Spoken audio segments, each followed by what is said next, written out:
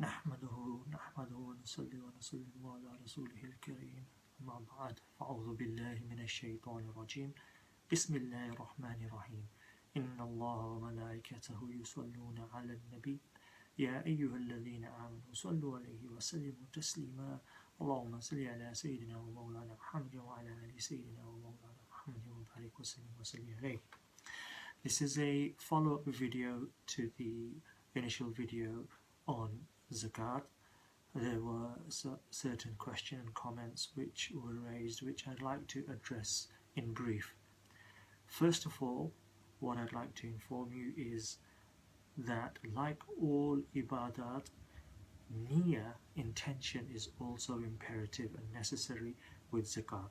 So when you separate your money for the purposes of Zakat, and when you actually give that money to the individuals or the establishment that you have chosen to receive your zakat, when you actually give them your money, at both of those stages niyyah is necessary.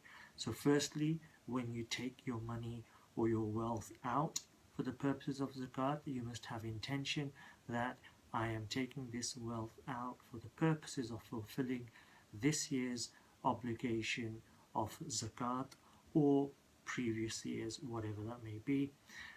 And then secondly, when you give it to the entitled individuals or establishments, you must again have niyyah that this money is being given to you as a zakat, and you must make those individuals and establishments aware.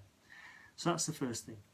Secondly, one of the questions raised was with regards to income from rental properties. How does zakat apply to them? I did mention in my video that any wealth or any items which you possess for the purposes of trade or earning an income, they will accrue zakat, as in zakat will be payable on those items, including houses. However, what's excluded is house for personal use. That is of course your main residence, and if you have any holiday homes which you only use for personal or family use, then they are not included and zakat is not payable on those houses. However, if you have an empty house and you are renting that out, you are receiving rental income, then any income you have accrued from that property and you have possessed for a year, you will have to pay 2.5% zakat on that. The intricacy here is many people who are property developers and dealers, they will purchase properties for the purposes of selling on in a year, 5 years, 2 years, however, when they can accrue a profit on the value of the property, they will sell it on. In the meantime, they will rent it out. If this is your intention when you purchase a property, that my niyyah, my intention is that at some stage I will sell this property to gain profit, and in the meantime I will rent the property out, then zakat is payable on two things. Firstly, the rental income that you receive, as I've just mentioned. Secondly, the actual value of the property. So you've bought a property, it was worth hypothetically £100,000, you've had it for a year later you will assess the value of that property. If it's still £100,000, you will pay 2.5%, as in £2,500 zakat on that property. However, if you've taken a loan or a mortgage to pay for the property, then you will ascertain the current value of the property, subtract any outstanding loan, and then what remains is the equity in the property. That is what you will pay your 2.5% zakat on. That's only if you've bought the property with the intention of selling at some point in the future. If you've bought a property and you have no intention of selling it and simply to keep it as an investment and to have it rented out for an unlimited period of time, then you only have to pay zakat on the rental income. Now, bear in mind the difference is only of niyyah. إِنَّمَا الْأَعْمَالُ بِالنِّيَّةِ, and Allah subhanahu wa ta'ala and His Rasul are aware what is in your hearts. So you may deceive yourselves, you may try to deceive others by saying, well, I bought this property with the intention of only renting and not selling. From my personal experience, more often than not, people buy properties and have the intention that at some point in the future I will sell it on for a profit. If you have that intention, then please pay your zakat. And if you haven't had that intention and it is simply for rental purposes, then again, pay your zakat on the rental income. The third thing is this issue of husband and wife. Now, a wife usually has plenty of jewelry, gold, silver, etc. Zakat is payable on that gold and silver, as you are all aware.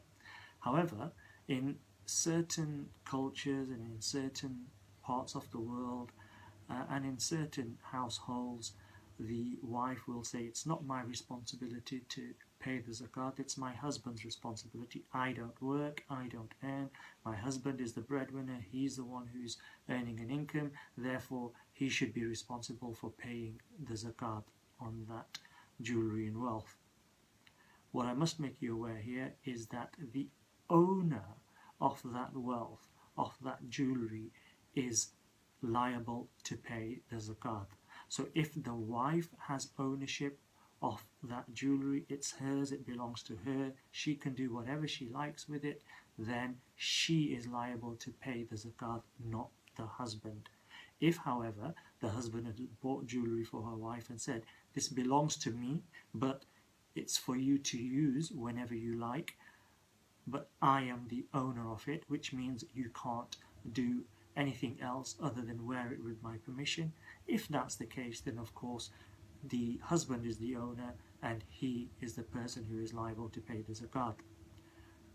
On the other hand, if the husband pays the zakat on behalf of the wife of his own volition, then that is perfectly fine. But a wife cannot force her husband to pay. Now, if there is a situation where she doesn't have the money to pay that zakat because she's not earning and she doesn't have a source of income, then what's necessary is for her to take out 2.5% of the gold or silver and value of jewelry in actual gold and silver, and to pay that as zakat. So calculate 2.5% of the gold and silver in weight, and then take that amount of gold and silver out and use that to pay zakat. That's the way that's dealt with. I hope this clarifies those questions. And finally, again, I would like to reiterate the care that needs to be taken when we're paying our zakat to ensure that those who are mustahiq, those who are eligible to receive zakat, receive it, and that we do not deny those people of their right. And in this instance, the only other comment I'd like to add is sometimes you have a situation where, again, you have a husband and a wife who are poor. However, the wife owns more than £250 worth of gold, 40,000 rupees worth of gold, and therefore she is not eligible to receive zakat. However, her husband, he spends everything he earns, he has no savings after the year, and he has no other wealth upon which zakat is accruable on. Therefore, zakat can be given to the husband, but not the wife. That's just an example. Sometimes within one household, certain individuals are eligible for zakat and others aren't.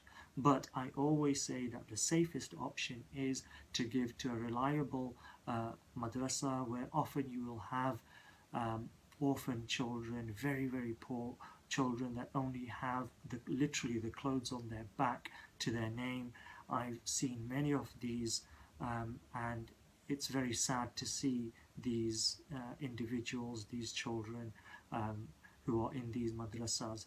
Those are the type of people who are the true inheritors of Zakat, those people whom Zakat truly belongs to.